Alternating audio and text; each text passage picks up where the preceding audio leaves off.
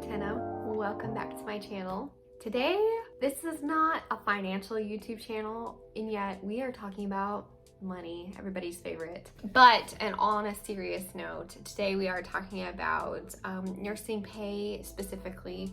I'm going to share with you guys what I made as a new graduate nurse versus now after a little over a year of experience, and then kind of about pay between states and that sort of thing. So I hope you guys will stick around, you'll find it useful. If you're new here to my channel, hi, my name is Maddie. I am a PACU nurse and previous CBICU nurse. I love making content for nurses, nursing students, and other healthcare workers. I love to just present it to you guys and kind of a sit down, natural sort of environment, like you're asking a friend for advice. I do want to put out the typical disclaimers. This is not financial advice. This is literally me just talking about what I made in the past versus now and what I've learned from it. So maybe you guys can learn something from it too. So without any more talking, let's talk about the moolah. Okay, so let's talk about where I started. So just to kind of give you guys some context, I live out in the Midwest, and I'm not one to disclose where I'm living just because I want to be safe and keep my family safe. But I do live in the Midwest. I started out in the Midwest. And I started my new grad nursing job in the cardiovascular ICU, and I started it on night shift. So let's talk about that for a second. So before you guys are like, oh my gosh, you made so little, because in all honesty and fairness, I made very little for the job that I was in. But considering where I lived, that's what I'm gonna get into. So without being super cryptic, I started out in the Midwest, started in the ICU, started on night shift. But where I was living was one, I knew for a fact that it was a very lower side of pay. Some of the lowest pay in the whole United States. But where I lived was also some of the lowest cost of living in the whole United States. So when I started, I was staying in an apartment that cost me like $500 a month, and then I upgraded when I got married to an apartment that cost like $800 a month, which compared to our interest rates now is insane. And these are nice apartments too. And a duplex with my roommate in college, shout out to you, Katie, who started out in that duplex with me, and then moved to a really nice apartment. Like, it was a 2-bedroom, 2-bath apartment. The duplex was 2-bedroom, 2-bath, and they were decent places to live. I had decent grocery shopping, and all that to say, it was a low cost of living with a decent living space. It wasn't like I was getting some low end of the deal.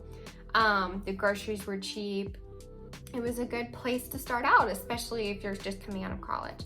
But because of that, the pay was on the lower end, and I was a new grad. I got paid a total of, I want to say, very roughly around $27.50 per hour on night shift. Night shift differential was $3 an hour. So without working night shift, it would have been, I guess, $24, $25 an hour, somewhere in there. And if I had chosen to work weekends, it would have been an extra $1 or $2, I believe. And then I did start in the times of COVID.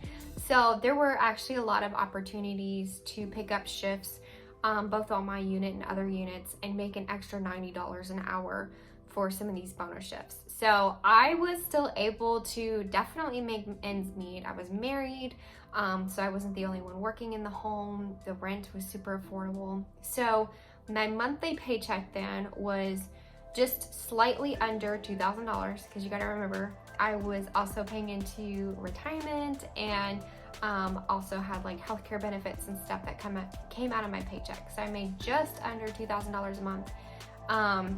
And you can do the math for the yearly amount. So anyways, all that to say, you guys might be gasping. You guys obviously don't have to make the same decisions that I did, but that's just full disclosure how much I made. Now, obviously every state's gonna be different. I worked with some people who made like $35 an hour in Minnesota, for example, or one of my new grad buddies started in California, and they were making $45 an hour as a new grad. So obviously there's give and take in most places, but then the cost of living in those places was obviously higher along with interest rates. So it kind of evens itself out everywhere you go. So just keeping that in mind, if you're a new grad and you're starting out in the Midwest like I did, or in the South, or a place where it's lower pay, just make sure you're doing your research to find out whether or not the cost of living is gonna even itself out for you.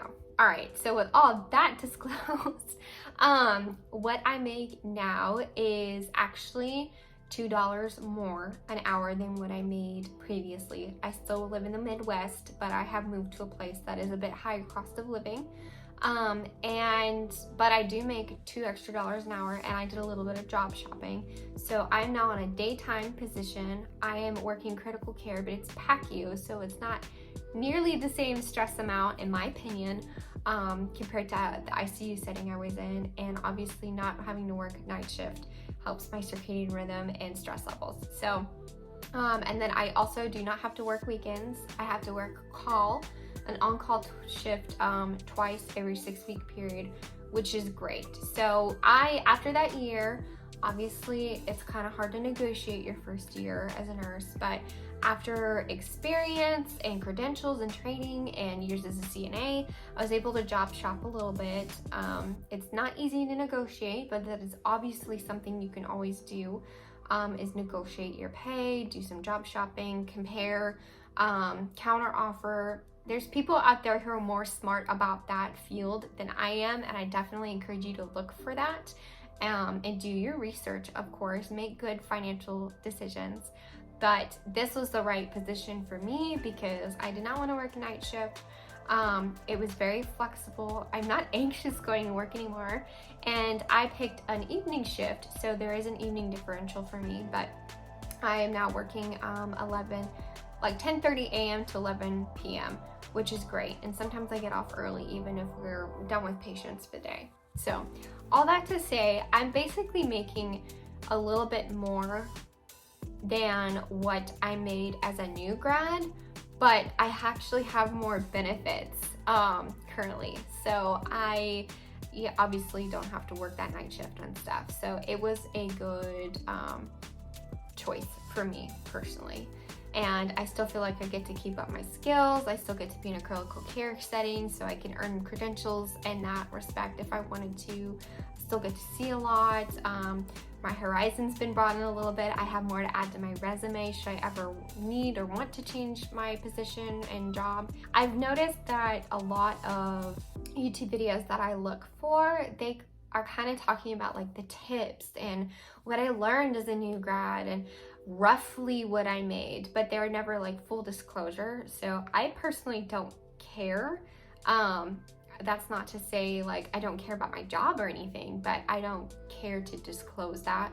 Obviously, I'm not going to tell you guys the financial decisions I make, how much I make yearly, and all that, like my total income. Keep in mind, for those of you who are like, oh my gosh, you only got paid $25 an hour or whatever you're thinking, just keep in mind that you don't know the full situation and the circumstances, and it changes state to state, town to town, country to country. It doesn't matter. So I feel like people front load with tips in these videos and then just barely give you any information on their pay. And this is not financial advice. These are things that I learned.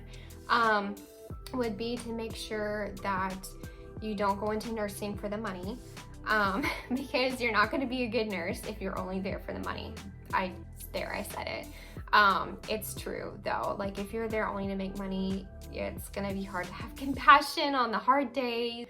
But obviously money is important, and some people are more frugal or need to be or want to make investments and stuff. So there's plenty of room and flexibility with your registered nurse license, and that's something that I've come to learn. And I don't have to be stuck at bedside if I don't want to be. I don't have to be stuck picking up shifts and just my job. You can always pick up PRN shifts. And I have a great video on how to make more money as a nurse, and I'll link it down below or put a little tag somewhere up here for it. But all that to say,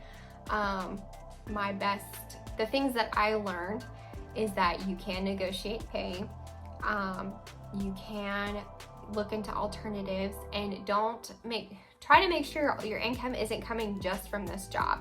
Make sure you're putting into make sure you're putting into a retirement account, making investments, maybe making some extra side income from either a small business or YouTube channel, or even